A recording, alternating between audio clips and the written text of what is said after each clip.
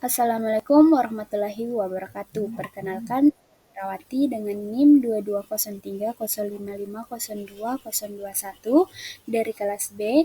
Kali ini saya akan menjelaskan tentang perawatan dan pengobatan gizi buruk pada balita. Yang pertama yaitu kita harus mengetahui tentang apa itu gizi buruk. Menurut Kemenkes, gizi buruk adalah kondisi ketika berat badan anak terlalu rendah dibandingkan dengan tinggi badannya.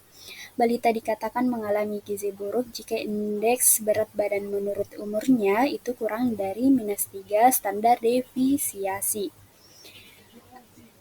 Adapun penyebab gizi buruk yaitu pertama, asupan makanan yang tidak cukup, penyakit dan infeksi, ketidaktahuan tentang gizi, krisis ekonomi atau sosial, dan juga perilaku pemberian makanan yang buruk. Ada 4 fase perawatan dan pengobatan gizi buruk pada balita, yaitu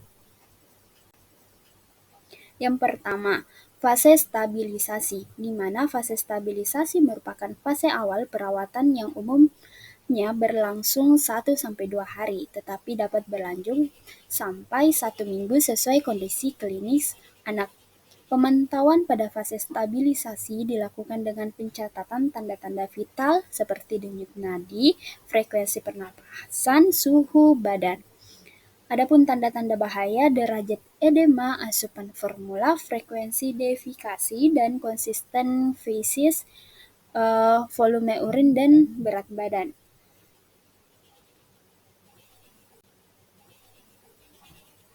Dan yang kedua yaitu fase transisi, di mana fase transisi adalah masa peralihan dari fase stabilisasi ke fase rehabilitas, dengan tujuan memberi kesempatan tubuh untuk beradaptasi terhadap pemberian energi dan juga protein yang semakin meningkat. Pemantauan pada fase transisi sama seperti pada fase stabilisasi. Adapun yang ketiga yaitu fase rehabilitas. Fase ini dapat diberikan di layanan rawat jalan maupun rawat inap.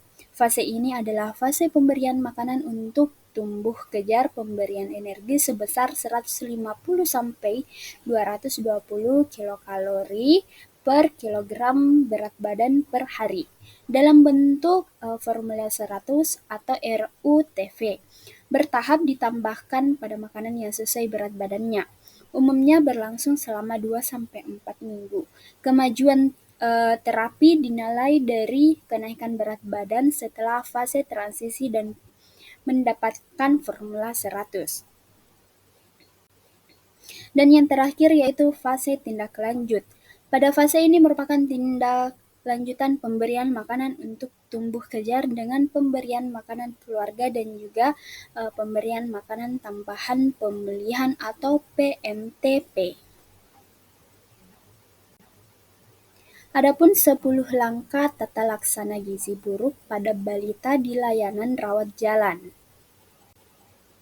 Yang pertama yaitu mencegah dan mengatasi hipoglikemia. Semua balita gizi buruk berisiko mengalami hipoglikemia. Jika fasilitas setempat tidak memungkinkan untuk memeriksa kadar gula darahnya, maka semua anak gizi buruk dianggap menderita hipoglikemia dan segera ditangani dengan memberikan 50 ml larutan glukosa sebesar 10%. Dan selanjutnya yaitu mencegah dan mengatasi hipotermia. Hipotermia ini sering ditemukan pada anak gizi buruk sangat terbatas sehingga tidak mampu memproduksi panas untuk mempertahankan suhu tubuh.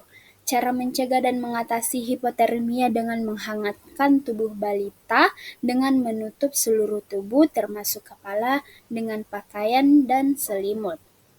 Adapun langkah ketiga yaitu mencegah dan mengatasi dehidrasi. Pada dehidrasi ringan atau sedang tetap upayakan memberikan terapi rehidrasi oral. Apabila tidak memungkinkan secara oral, cairan diberikan melalui pipa nasogastrik sampai anak bisa minum. Dan yang keempat yaitu memperbaiki gangguan keseimbangan elektrolit. Pada anak gizi buruk seringkali terjadi gangguan keseimbangan cairan, elektrolit, dan mineral. Untuk mengatasinya, gangguan keseimbangan elektrolit ini diberikan mineral mix yang ditambahkan ke dalam formula WHO, yaitu formula 75 dan juga formula 100. Dan yang kelima yaitu mengobati infeksi, di mana balita gizi buruk ini seringkali menderita berbagai jenis infeksi, namun seringkali tidak ditemukan tanda ataupun gejala infeksi bakteri seperti demam. Karena itu, semua balita gizi buruk dianggap menderita infeksi pada saat datang ke fasilitas kesehatan dan segera diberikan antibiotik.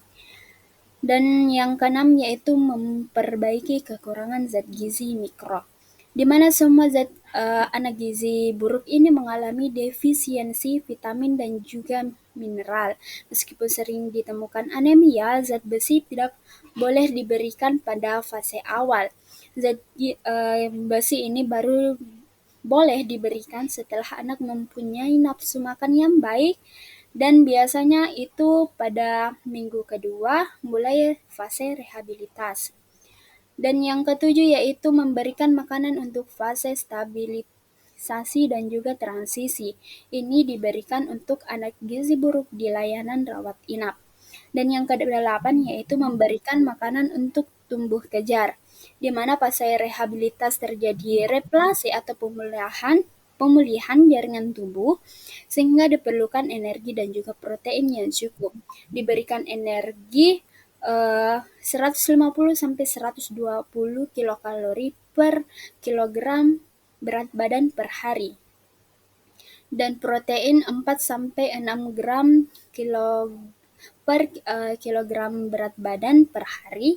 Terapi gizi yang diberikan dapat berupa formula 100 yang secara bertahap ditambah pada makanan padat gizi. Dan selanjutnya yaitu memberikan stimulisasi untuk tumbuh kembang. Pada anak gizi buruk terjadi keterlambatan perkembangan. Keterlibatan keluarga terutama ibu ini sangat diperlukan untuk tumbuh kembang anak. Oleh karena itu kita perlu memberikan petunjuk kepada orang tua dan keluarga untuk memberikan stimulisasi perkembangan anak dengan penuh kasih sayang, sambil bermain, bernyanyi, dan juga menciptakan suasana yang menyenangkan. Dan yang terakhir yaitu mempersiapkan untuk tindak lanjut di rumah. Bila balita keluar dari layanan rawat inap setelah sembuh atau sesuai kriteria yang tadi, maka dianjurkan untuk kontrol teratur setelah pulang, seperti 1 kali seminggu pada bulan pertama, 1 sampai 2 kali seminggu pada bulan kedua, selanjutnya itu 1 kali sebulan sampai 6 bulan atau lebih.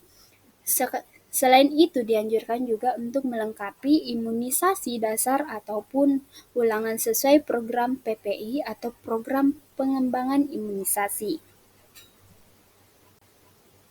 Sekian dari saya. Assalamualaikum warahmatullahi wabarakatuh.